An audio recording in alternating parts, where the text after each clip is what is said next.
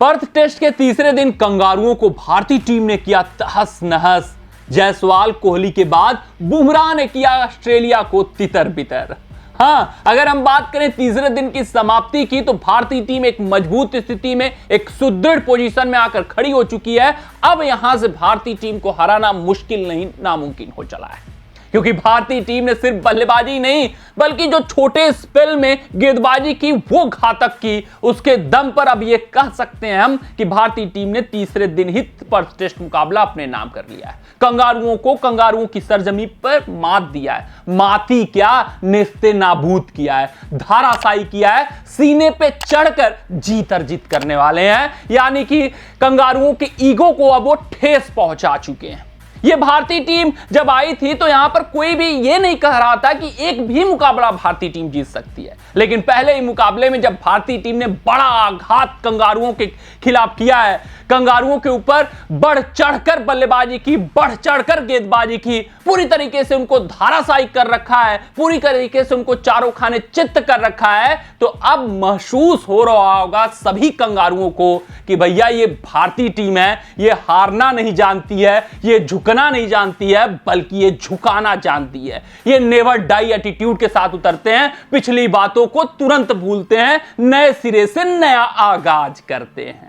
बात करें Perth test मुकाबले की, बात करें हम तीसरे दिन की, तो 172 पे 0 विकेट थी भारतीय टीम। वहां से जब शुरुआत हुई तो बिल्कुल भी कोई भी गलती नहीं की गई, ना ही यशस्वी जायसवाल द्वारा, ना ही केएल राहुल द्वारा। संयमित क्रिकेट वो खेलते रहे, लगातार रन बनाते रहे, पेशेंसली वो रन बनाते रहे, गंदी गेंदों का इंतजार करते रहे, हेजलवुड का सम्मान करते रहे, स्टार के खिलाफ रन बरसाते रहे। अपना फंडा उनका क्लियर था कि हेजलवुड को सम्मान दो, कमिंस को सम्मान दो, स्टार्क के खिलाफ खूब रन बनाओ।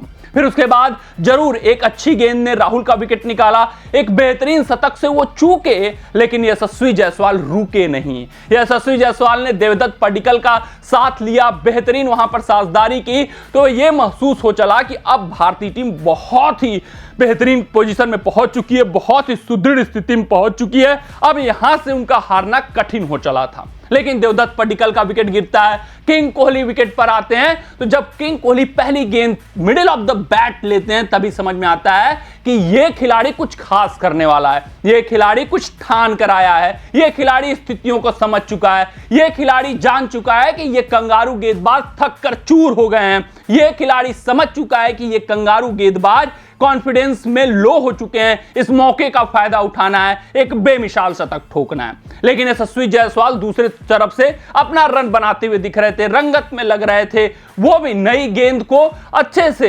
देख रेख के साथ खेलते हुए नजर आ रहे थे, और दूसरे छोर से वो 150 ठोक चुके थे।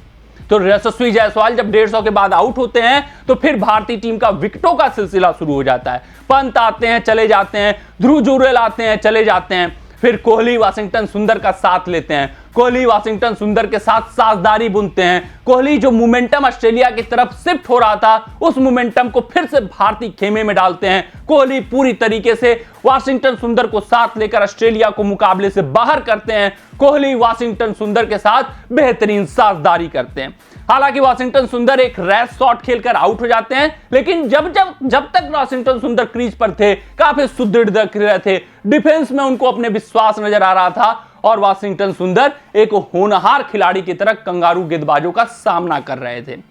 जरूर एक नाथन लायन की गेंद पर रैश शॉट के चलते वो आउट होते हैं, लेकिन जब तक वो खेलते हैं कोहली का बखूबी साथ निभाते हैं। कोहली तब तक अपना शतक ठोक चुके थे, कोहली बड़े शतक की तरफ अग्रसर हो रहे थे, लेकिन वाशिंगटन सुंदर का जब झटका लगता है तो मन में एक एहसास होता है कि कहीं कोहली बड़े शतक से चूक ना जाएं, कोहली को साथ ना मिले। लेकिन नीतीश रेड्डी आते हैं, जमकर रन बनने शुरू हो जाते हैं, चौके और छक्कों की वो बारिश कर देते हैं। बीच बीच में कोहली भी स्कोर मेकिंग शुरू रखते हैं और अपना बेमिसाल, अद्भुत, अविश्वसनीय, अविस्मरणीय 30वां शतक ठोक डालते हैं। तो विराट कोहली का शतक आता है, पारी डिक्लेयर होती है। नीतीश रेड्डी तब तक एक बेहतरीन, एक धाकड़, एक विस्फोटक 37 रनों की पारी खेल लेते हैं, और भारतीय टीम महमूद टोटल 500 प्लस का ऑस्ट्रेलिया के खिलाफ खड़ी कर देती है।